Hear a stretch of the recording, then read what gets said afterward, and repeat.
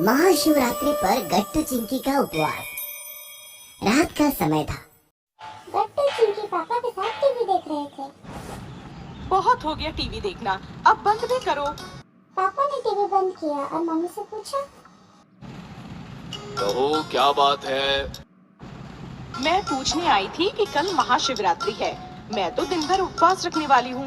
आप तीनों भी उपवास रखेंगे या? अरे ये क्या बात हुई? तुम्हारे साथ साथ हम तीनों भी शिव शंकर भगवान के परम भक्त हैं। हम तीनों भी जरूर उपवास रखेंगे। क्यों गट्टू चिंकी? हाँ, हम भी उपवास रखेंगे। हाँ, जानती हूँ क्यों उपवास रखना है आप तीनों को। रोज की रोटी सब्जी खाकर बोर हो गए हो ना। उपवास का बहाना बनाकर साबूदाने की खिचड़ी और बाकी व्यंजनों पर हाथ साफ करने का इरादा है आपका। नहीं नहीं, ऐसी तो कोई बात नहीं। ठीक है, मैं साबूदाना भिगो देती हूँ। कल खाना नहीं बनेगा, उपवास के व्यंजन ही बनेंगे। ऐसा उपवास रखूंगा कि उपवास के सारे व्यंजन अकेला ही खा जाऊंगा। और मम्मी गट्टू चिंकी को लेकर सोसाइटी के औरतों के साथ शिव मंदिर पहुंची। महाशिवरात्रि के कारण शिव मंदिर में शिव भक्तों की काफी भीड़ थी। ओम नमः शिवाय,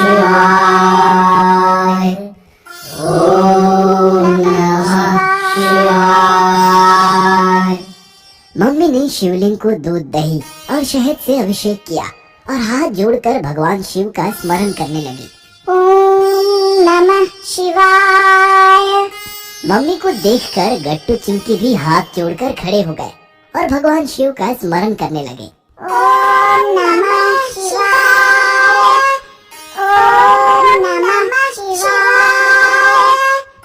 इस प्रकार भोलेनाथ शिव शंकर का आशीर्वाद लेकर गट्टू चिंकी मम्मी के साथ घर आ गए। मम्मी किचन में उपवास के व्यंजन बनाने लगी और गट्टू चिंकी पापा के साथ टीवी देखने लगे। मम्मी ने बहुत सारे व्यंजन बनाए थे, जिसमें साबूदाने की खिचड़ी, बनाना चिप्स, पोटैटो चिप्स, रतालू की खीर, साबूदाना खीर और भी बहुत कुछ था। व्यंजनों का सुगंध किचन से हॉल तक आया और पापा के साथ साथ गट्टू चिंकी को परेशान करने लगा। अरे पेट में चूहे दौड़ रहे हैं, आज तो नाश्ता भी नहीं किया, उपवास रखा है भाई, जल्दी करो। मम्मी बहुत भूख लगी है, जल्दी करो। तुम सब बैठ जाओ, सब कुछ रेडी है, गर्मा गर्म परोसती हूँ। फिर क्या था, पापा और गट्टू चिंकी डाइनिंग टेबल की तरफ भागे और अपनी अपनी जगह विराजमान हो गए। मम्मी उपवास के सारे व्यंजन लेकर आई। व्यंजन देखकर गट्टू चिंकी और पापा के मुंह में पानी आ गया। अरे वाह वाह, ये फायदा होता है उपवास रखने का। इतने सारे व्यंजन देखकर तो मुंह में पानी आ गया। फिर क्या था, तीनों व्यंजनों पर टूट पड़े। मम्मी तीनों को आश्चर्य से देख रही थी। देखते देखते सारे व्यंजन खत्म हो गए और गट्टू का ध्यान मम्मी पर गया। मम्मी आपने तो कुछ खाया ही नहीं, आपने भी तो उपवास रखा है ना। सब कुछ तो खत्म हो गया, अब मम्मी क्या खाएगी? शुक्र है भोले भगवान का, पेट भरने के बाद ही सही, पर आपको मेरी याद तो आई। मुझे लगा आप तो मुझे भूल ही गए। बताओ ना मम्मी, आप क्या खाओगी? मेरा उपवास आपकी तरह नहीं है, मैं बस 2 केले और 1 ग्लास दूध लूंगी। मम्मी ने 2 केले खाकर 1 गिलास दूध पी लिया और उनका हो गया। दोपहर में भी पापा और गट्टू चिंकी ने उपवास के व्यंजनों पर हाथ साफ किया। रात के खाने में भी उन्होंने भर पेट साबूदाने की खिचड़ी खाई और सो गए।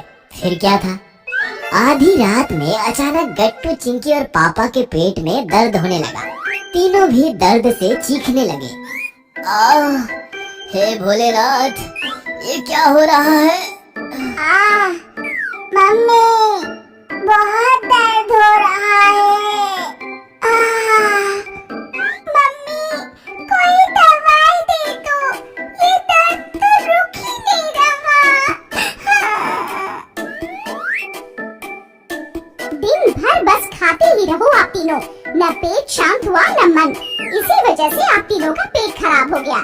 उपवास भरपेट खाने के लिए नहीं, पेट और मन की शुद्धि के लिए किया जाता है, लेकिन आप बस खाते ही रहे। मैंने लाख समझाया पर नहीं माने। अब भुगतो नतीजा। हाँ, हमें माफ कर दो। हम आगे से खाने के लिए कभी उपवास नहीं रखेंगे। तुम बस हमें दवा दे दो। हाँ मम्मी, प्लीज दवा लाओ, हमारी हालत बिगड़ रही है। रुको, लाती हूँ। मम्मी दवा लाने निकल गई तो गट्टू बोला, आज के बाद मैं ऐसा उपवास रखूंगा, ऐसा उपवास रखूंगा कि कभी कुछ नहीं खाऊंगा। इस प्रकार गलत उपवास रखने के कारण गट्टू, चिंकी और पापा की हालत बिगड़ गई और तीनों उपवास का सही मतलब भी जान गए।